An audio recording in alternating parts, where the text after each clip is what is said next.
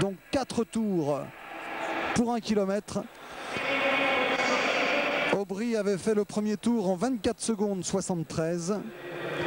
Tous ces moments sont importants. Miguel Indurain va être à l'écoute de son corps, Bernard Thévenet. Oui, vous avez raison, Patrick. Un moment très important, c'est que Miguel Indurain se désaltère maintenant parce qu'il ne pourra pas le faire pendant 60 minutes. Chose à laquelle n'est pas habitué dans les contre-la-montre sur route. Hein. Une phrase d'Eddy Merckx lorsqu'il avait tenté le record de l'heure et réussi en descendant de vélo. Il avait dit plus jamais ça. C'est l'effort le plus terrible. Attention, Miguel Indurain va partir. Nous allons vivre 1 heure ensemble. Alors qu'un commissaire de l'UCI est en train de donner quelques recommandations. Un peu d'inquiétude sur le visage de Miguel Indurain, très tendu. Il aimerait partir, Miguel. Là, il est chaud.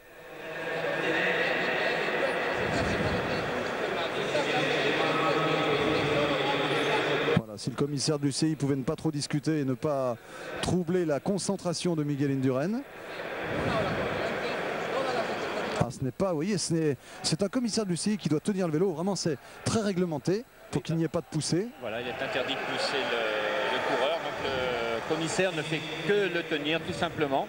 Le tient sous la selle. Il y a une tension droit, dans ce vélodrome. Regardez, le visage de Miguel Indurain vraiment... concentré et tendu presque. Hein. Effectivement, très concentré. Il en aura beaucoup besoin parce que pendant 1 heure, c'est un effort. On ne bouge pas du tout sur le vélo, enfin dans la position. Et sur la fin, évidemment, ça devient extrêmement pénible.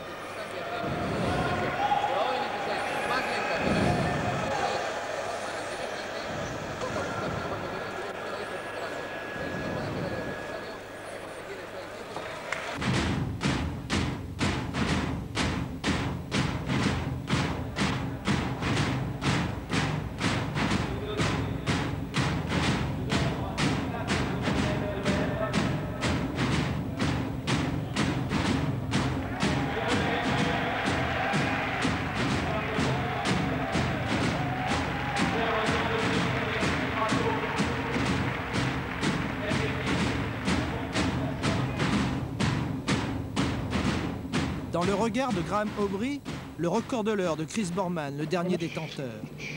Sur la piste du vélodrome de Bordeaux, Graham l'Écossais va refaire du chronomètre l'arbitre des maîtres du temps. Aubry le bricoleur a sa façon bien à lui de défier le temps sur son vélo en acier et carbone, au guidon en forme de volant d'avion et sur une selle d'occasion.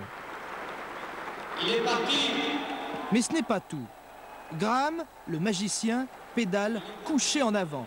Dans une position peu orthodoxe, Graham Aubry va pourtant battre le record du monde de l'heure.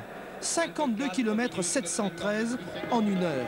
443 mètres de mieux que l'anglais Boardman. Il est rigolo Aubry, mais efficace. Anne, son épouse, l'aime comme ça. Et le public a compris que cet adepte du concours Lépine vient de rentrer dans la caste très fermée de ses maîtres du temps.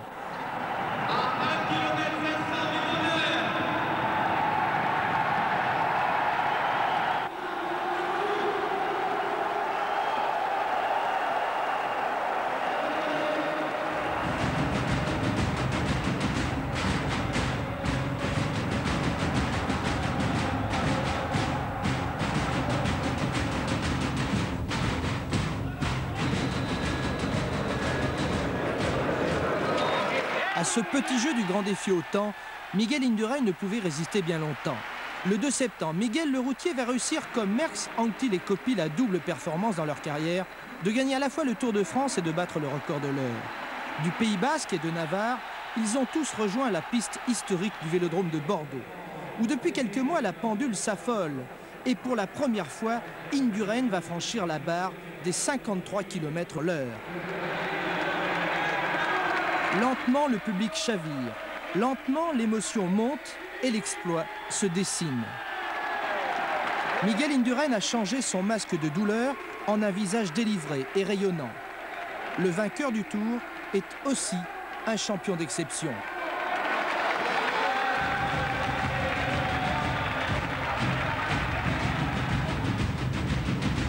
Pour défier le temps, Tony Rominger, le vainqueur du Tour d'Espagne, victime de la chaleur dans le Tour de France, a lui aussi façonné sa machine.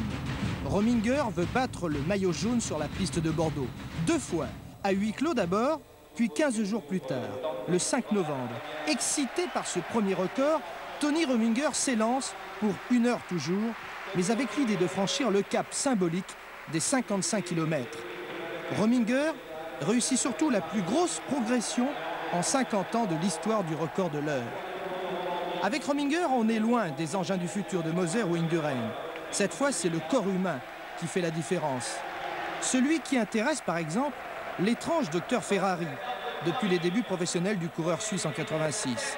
Son épouse aussi veille sur son champion de mari. Et Rominger fait à nouveau exploser le chronomètre. 55 km 291 dans l'heure. Plus de 2 km de mieux qu'Indurain.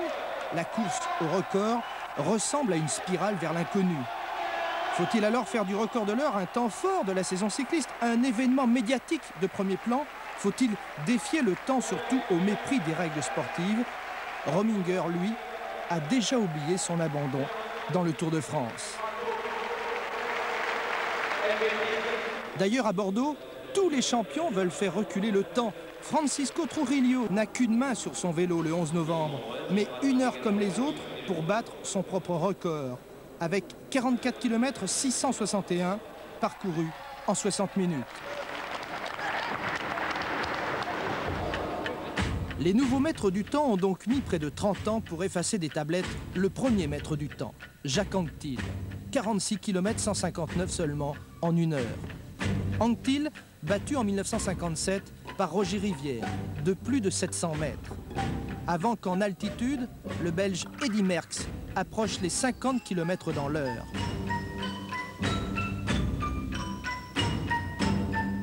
Mais ce n'est qu'en 1984, à Mexico, que l'Italien Francesco Moser franchira cette barre des 50 km.